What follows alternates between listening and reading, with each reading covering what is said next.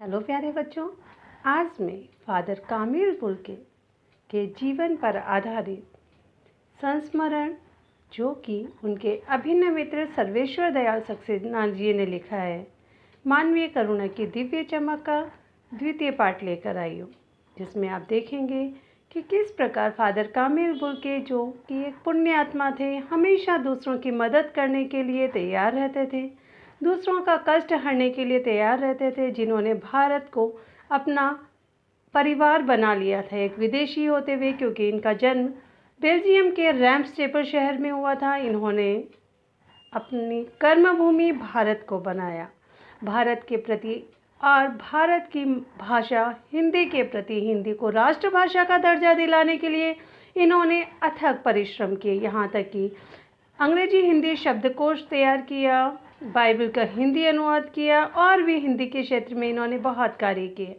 और हमेशा हिंदी को राष्ट्रभाषा का दर्जा दिलाने के लिए अथक परिश्रम किए, अकाट्य तर्क दिए। इन्होंने कई साहित्यिक मैगजीन्स में काम किया। यह पादरी के सफ़ेद चोगे से ढकी आकृति सामने है। जैसा कि हम जानते हैं, हमने पढ़ा है कि इनका गोरा रंग, सफ़ेद झाई मार दी, भूरी दाढ़ी, नीली आंखें, बाहें फैलाए, गले लगाने को आतुर। इतनी ममता, इतना अपनत्व इस साधु में हर किसी भारतीय के लिए था, हर किसी व्यक्ति के लिए था। आज हम देखेंगे, इनको याद करना एक शांत संगीत सुनने जैसा था। जिस प्रकार हम उदास होते हैं उस समय हमें शांत संगीत सुनना बहुत अच्छा लगता है, वह शांत संगीत हमें सुकून देता है। उसी प्रकार फादर कामिल बुल्के को याद करना उस सुकून के ही समतुल्य था। आज हम देखेंगे, भारत जाने की बात क्यों उठी, ऐसा लेखक इनसे पूछ रहे हैं। ये कहते हैं, नहीं जानता, बस मन में यह था, मन में इच्छा थी कि मैं अपनी कर्मभूमि भारत को बनाऊं। उनकी शर्त मान ली गई और वह भारत आ गए, क्योंकि ये इंजीनियरिंग की पढ़ाई कर रहे थे। द्वितीय वर्ष में इन्हें पादरी बनने की इच्छा जाहिर की थी। पहले जिसेट संघ में 2 साल पादरियों के बीच धर्माचार की पढ़ाई की, फिर 9-10 वर्ष दार्जिलिंग में पढ़ते रहे फादर कामिल बुल्के, जैसा कि अभी आपने देखा। अब इनका साहित्य के क्षेत्र में क्या कार्य था, इसका आंसर भी आप मार्क करेंगे, this is also important. Calcutta से बीए किया और फिर इलाहाबाद से एमए। उन दिनों डॉक्टर धीरेन्द्र वर्मा हिंदी विभाग के अध्यक्ष थे। शोध प्रबंध प्रयाग विश्वविद्यालय के हिंदी विभाग में रहकर 1950 में इन्होंने पूरा किया। रामकथा उत्पत्ति और विकास परिमल में उसके अध्याय पढ़े गए थे। फादर ने underline this is also important. Father ने मादरलिंग के प्रसिद्ध नाटक ब्लू बर्ड का रूपांतर किया नीलपंछी के नाम से। बाद में वह सेंट जेवियर्स कॉलेज रांची में हिंदी तथा संस्कृत विभाग के विभागाध्यक्ष हो गए और यहीं उन्होंने अपना प्रसिद्ध अंग्रेजी हिंदी कोर्स तैयार किया, डिक्शनरी रेडी की, दिस इज ऑल्सो इम्पोर्टेंट। ये भी साहित्य के क्षेत्र में वर्क है। और बाइबल का अनुवाद भी किया और वहीं बीमार पड़े, पटना आए, दिल्ली आए और चले गए। 47 वर्ष देश में रहकर 73 वर्ष की जिंदगी जीकर यह इस लोक को छोड़कर चले गए। Now this is also important. Father Bulcke संकल्प से सन्यासी थे। कभी कभी लगता वह मन से सन्यासी नहीं थे। क्यों? क्योंकि सन्यासी अपना परिवार नहीं बनाते, लोगों के सुख दुख में साथ नहीं रहते, लेकिन ये ऐसा करते थे, रिश्ता बनाते थे तो तोड़ते नहीं। This is also speciality for his life. 10 साल बाद मिलने के बाद भी उनकी गंध महसूस होती थी। वह जब भी दिल्ली आते जरूर मिलते, खोज कर, समय निकाल कर, गर्मी सर्दी बरसात झेल कर मिलते, चाहे 2 मिनट के लिए ही सही। यह कौन सन्यासी करता है? उनकी चिंता हिंदी को राष्ट्रभाषा के रूप में देखने की थी। Mark this line. हर मंच से इसकी तकलीफ बयान करते, इसके लिए अकाट्य तर्क देते जिसका प्रति उत्तर किसी के पास नहीं होता। बस इसी एक सवाल पर उन्हें हमेशा झुंझलाते हुए देखा है और हिंदी वालों द्वारा ही हिंदी की उपेक्षा पर दुख करते पाया गया। इन्हें बिल्कुल अच्छा नहीं लगता था कि जो हिंदी भाषी भारत का है वह हिंदी भाषा को राष्ट्रभाषा का दर्जा नहीं दिलाना चाहता। घर परिवार के बारे में, निजी दुख तकलीफ के बारे में पूछना उनका स्वभाव था और बड़े से बड़े दुख में उनके मुख से सांत्वना के जादू भरे 2 शब्द सुनना एक ऐसी रोशनी से भर देता था जो किसी गहरी तपस्या से जन्मती थी। हर मौत दिखाती है, जीवन को नहीं रहा है। मुझे अपनी पत्नी और पुत्र की मृत्यु याद आ रही है और फादर के शब्दों से झरती विरल शांति।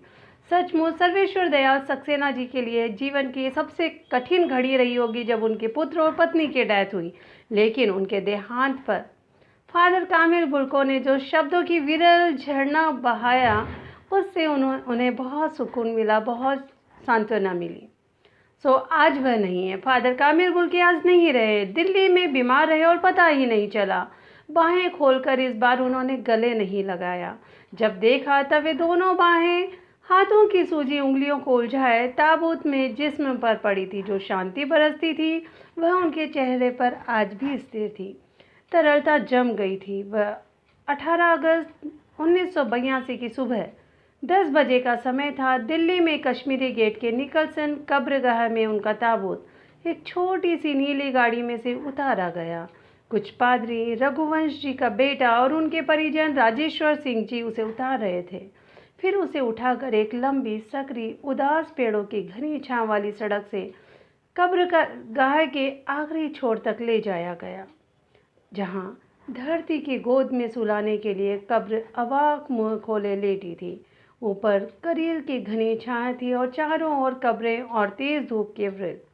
जिनेंद्र कुमार, विजेंद्र स्नातक, अजीत कुमार, डॉक्टर निर्मला जैन और मसीही समुदाय के लोग, पादरी लोग, मिशनरी लोग, पादरीगण उनके बीच में गेरिक वस्त्र पहने इलाहाबाद के प्रसिद्ध विज्ञान शिक्षक डॉक्टर सत्यप्रकाश और डॉक्टर रघुवंश भी, जो अकेले उस सकरी सड़क की ठंडी उदासी में बहुत पहले से खामोश, दुख की किन्हीं अपरिचित आहटों से दबे हुए थे, सिमट आए थे कब्र के चारों तरफ। फादर की देह पहले कब्र के ऊपर लिटाई गई। मसीही विधि से अंतिम संस्कार शुरू हुआ। रांची के फादर पास्कल तोइना के द्वारा। मार्गदीस किसने अंतिम पद पढ़े थे? उन्होंने हिंदी में मसीही विधि से प्रार्थना की। फिर सेंट जेवियर्स के रेक्टर फादर पास्कल ने उनके जीवन और कर्म पर श्रद्धांजलि अर्पित करते हुए कहा, फादर कामिल बुल्के धरती में जा रहे हैं। इस धरती से ऐसे रत्न और पैदा हो। डॉक्टर सत्यप्रकाश ने अपनी श्रद्धांजलि में उनके अनुकरणीय जीवन को नमन किया। फिर देह कब्र में उतार दी गई। मैं नहीं जानता इस सन्यासी ने कभी सोचा था या नहीं कि उनकी मृत्यु पर कोई रोएगा, क्योंकि ये विदेशी थे और भारत में इनका कोई नहीं था, कोई परिवारजन नहीं था। लेकिन उस क्षण रोने वालों की कमी नहीं थी। ऐसा लग रहा था नम आंखों को गिनना स्याही फैलाना है। इस तरह हमारे बीच से वह चला गया जो हम में से सबसे अधिक छायादार, फल फूल गंध से भरा और सबसे अलग, सबका होकर सबसे ऊंचाई पर मानवीय करुणा की दिव्य चमक में लहराता खड़ा था, जिसकी स्मृति हम सबके मन में, जो उनके निकट थे, किसी यज्ञ की पवित्र आग की आँच की तरह आजीवन बनी रहेगी। मैं उस पवित्र ज्योति की याद में श्रद्धान्वित हूँ। तो ऐसे थे फादर कामिल बुल्के, एक अनमोल रत्न जो भारत का नहीं था लेकिन भारत का होकर रह गया। अब हम इसके प्रश्न देखते हैं। प्रश्न अभ्यास। फादर की उपस्थिति देवदार की छाया जैसी क्यों लगती है? सर्वेश्वर दयाल जी सक्सेना द्वारा कहा गई ये पंक्ति कि फादर कामिल बुल्के की उपस्थिति देवदार की छाया जैसी लगती है, क्योंकि देवदार वृक्ष बहुत ऊंचाई पर होता है, लंबा और घना होता है, छायादार वृक्ष होता है, पहाड़ी क्षेत्रों में उगता है और पहाड़ की तपती धूप में जो दूर से शरणार्थी आता है, वह दूर से ही वृक्ष को देखकर उसे जो सुकून मिलता है, वही सुकून फादर कामिल बुल्के की उपस्थिति देती थी। फादर कामिल बुल्के उसी छायादार वृक्ष के समान थे और हर किसी के दुख हरने के लिए, हर किसी के जीवन में धूप रूपी तपन को शांत करने के लिए हमेशा बाहें फैलाए तैयार रहते थे। इसीलिए इन्हें देवदार की छाया जैसा कहा है। फादर बुल्के भारतीय संस्कृति के एक अभिन्न अंग थे। किस आधार पर ऐसा कहा जा सकता है? फादर कामिल बुल्के हमेशा सभी के उत्सवों में, दुख में शामिल हुआ करते थे। वह हर रीति रिवाज माना करते थे। यहाँ तक कि लेखक के पुत्र सर्वेश्वर दयाल सक्सेना जी के पुत्र के अन्नप्राशन उत्सव में भी उन्होंने प्रथम बार अन्न उन्होंने ही खिलाया था। और वह हमेशा दूसरों के कष्ट हरते थे, लोगों के उत्सवों में शामिल होते थे और त्योहारों में शामिल हुआ करते थे और हमेशा आशीर्वाद स्वरूप उपस्थिति दिया करते थे, सुझाव दिया करते थे, सलाह दिया करते थे। पाठ में आए उन प्रसंगों का उल्लेख कीजिए जिसमें फादर बुल्के का हिंदी प्रेम प्रकट होता है। बेटा, ये मैंने मार्क कराया आपको। बाइबल का हिंदी अनुवाद किया, अंग्रेजी हिंदी शब्दकोश तैयार किया, नीलपंछी नाम से ब्लू बर्ड का हिंदी रूपांतरण किया। तो इस तरह उन्होंने हिंदी के क्षेत्र में बहुत कार्य किया और जब भी उन्हें मौका मिला हिंदी भाषा को राष्ट्रभाषा का दर्जा दिलाने के लिए उन्होंने अथक परिश्रम किया और मंच पर बेबाक अकाट्य तर्क दिया करते थे। लेखक ने फादर कामिल बुल्के को मानवीय करुणा की दिव्य चमक क्यों कहा। हमेशा दया से परिपूर्ण, दूसरों के लिए परोपकार की भावना लिए, निस्वार्थ भाव से हमेशा बाहें फैलाए, दूसरे के दुख दर्द को हरने को हमेशा तैयार रहते थे। एक बड़े भाई, पिता और परिवारजन के समान ही उनकी उपस्थिति रहती थी और उनके सुकून भरे दो शब्द ही लोगों के पीड़ा हर लेते थे। इसीलिए इन्हें मानवीय करुणा की दिव्य चमक कहा है। ये पुण्य आत्मा, हमेशा इनके मन में दूसरों के लिए प्रेम और श्रद्धा भाव रहता था। निस्वार्थ भाव से ये हमेशा दूसरों की मदद किया करते थे। फादर बुल्के ने सन्यासी की परंपरागत छवि से अलग एक नई छवि प्रस्तुत की है। कैसे? हमारे मन में सन्यासी की एक छवि है कि सन्यासी सबसे पहले तो वह ग्रस्त त्याग देता है, ग्रस्त जीवन त्याग देता है, किसी के सुख दुख से उन्हें कोई मतलब नहीं होता है, एकांकी जीवन जीता है। लेकिन फादर कामिल बुल्के पादरी का कोर्स तो किया, पादरी तो बने, सन्यासी तो बने, अपना परिवार भी छोड़ा, लेकिन परिवार के प्रति चिंता उनके मन में, उनके हृदय में हमेशा बनी रहती थी। साथ ही भारत के हर व्यक्ति को वह अपना परिवार का सदस्य मानते थे। हिंदी साहित्य जगत के लिए उन्होंने बहुत कार्य किए, अंग्रेजी हिंदी शब्दकोश तैयार किया, दूसरों के सुख दुख में शामिल होते थे और हमेशा पिता और एक पुत्र की भांति, बड़े भाई की भांति अपनी उपस्थिति दर्ज कराते थे। ऐसा परंपरागत सन्यासी नहीं करता है। आशय स्पष्ट कीजिए।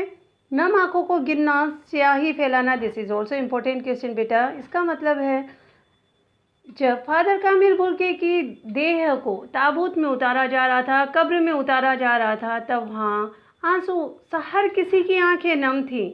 उन्हें गिनना स्याही फैलाने के समान था, क्योंकि वह अनगिनत आंखें नम थीं।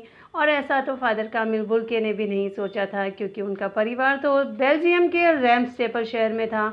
उन्होंने ना सिर्फ अपना परिवार छोड़ा, अपना देश भी छोड़कर भारत को अपनी कर्मभूमि बना लिया था।